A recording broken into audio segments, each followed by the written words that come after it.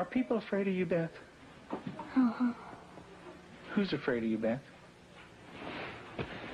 John. Your brother. And what is your brother, why is your brother afraid of you? Because I hurt him so much. Mm-hmm. Okay. And what, at nighttime, what do your parents do to your door? Lock it shut. Why do they lock it shut? Because they don't want me to hurt John. Right. And they're kind of afraid of hurting John? Of you hurting John? Mm-hmm. Okay. Are they afraid that you might hurt them? Yep. Would you, Beth? Mm-hmm. When would you do it? Nighttime. Okay. Why would you do nighttime? Because I don't like them seeing me do it. But they can feel me do it. Mm-hmm. And what would you do to him, Beth? Stab him. Okay. What would you stab him with? A knife. The program you are about to see was compiled from the actual therapy tapes of Dr. Ken McGidd, a clinical psychologist specializing in the treatment of severely abused children. Children so traumatized in the first years of life that they do not bond with other people. They are children who cannot love or accept love.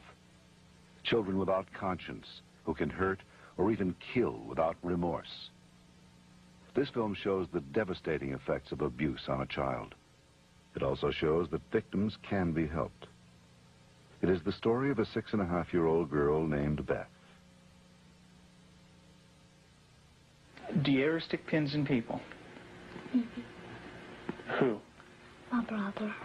Okay. Do you do it a little bit or a lot? A lot. Okay. And what are you trying to do to your brother? Kill him. Why do you want your brother to die? Because I was hurt so bad, and I don't want to be around people. Okay. Who else would you like to stick pins into?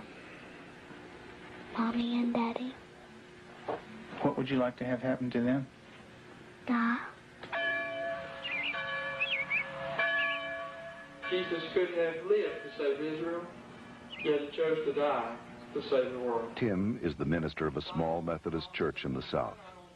He and his wife Julie have been married for 12 years. Unable to have children of their own, they decided to adopt.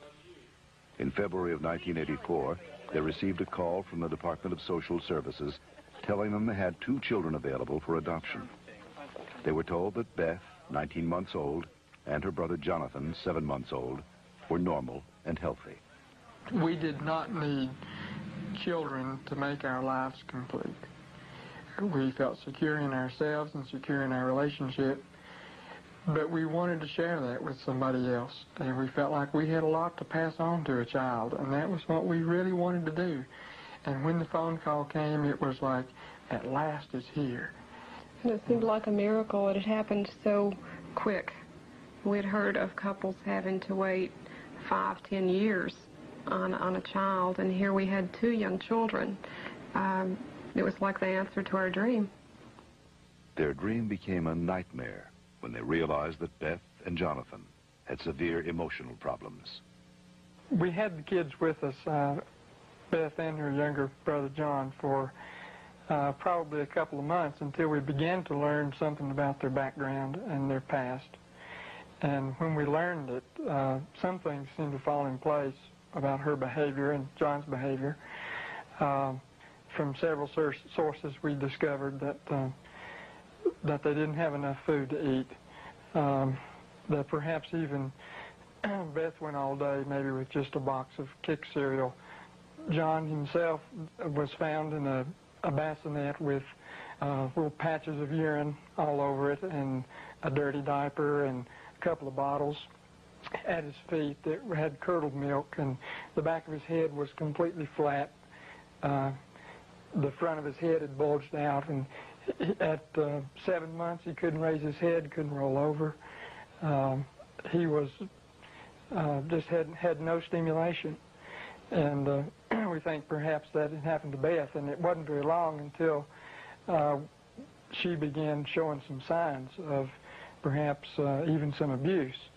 There was a nightmare that she had, and the nightmare was about a man who was falling on her and hurting her with a part of himself.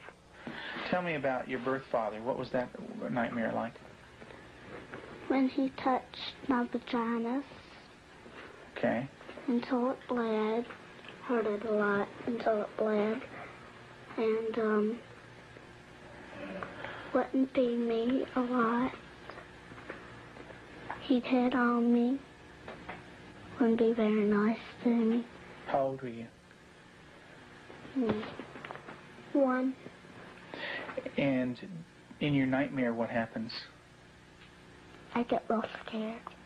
Where are you in the nightmare? What happens in the dream? I'm in the house, upstairs. And then what happens, Beth? When he comes upstairs and, hurt. How do you feel when you talk about this? Scared. Where's your birth father? What's he doing? He's right there, and there's his hand. His hand's right there. Where? Right there. You can't hardly see it because it's green. What's it touching? My vaginas. And what is your birth father doing? Hurting it. Your face looks sad. Can you tell me about that? It's crying because there's dots of the tears. Beth had endured severe neglect and abuse as a child. Her birth mother died when she was 1. Because of these early childhood experiences, Beth never developed a sense of conscience, love, or trust for anyone. The early sexual abuse by her birth father would cause her to exhibit inappropriate sexual behavior, especially toward her brother. Does your brother have private parts?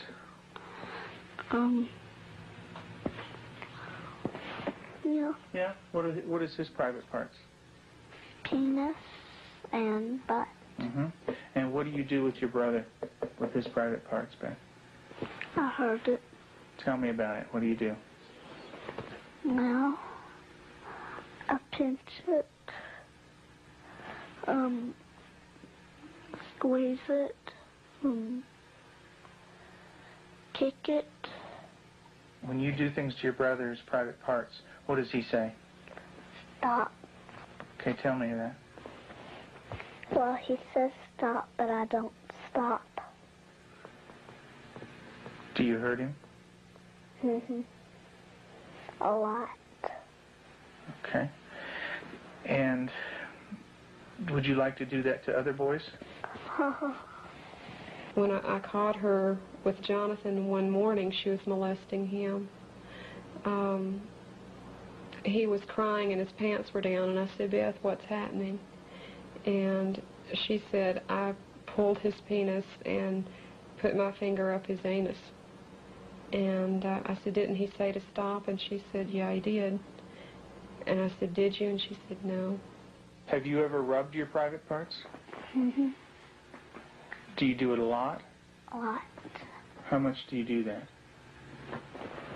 About every single day, and that's until I did it every single day until it got real bad and messed up, and I had to go to the doctor, and I did not like it. What do you mean by real bad? Well, it looked real raw, got all kinds of boo-boos on it, germs, a lot of stuff from my hand. And it bled? She started to masturbate at inappropriate times. I remember one time, specifically, when we were at the hospital waiting for Tim to come out. He was there visiting. And Beth and John were in the back seat, and I turned around, and she had her legs spread and was masturbating in a public parking lot. And I had tried to explain to her numerous times before that that's private area. You don't do it in public places. And gone over that with her, and and it never seemed to faze her. And Julie, how often would your daughter masturbate? daily, constantly.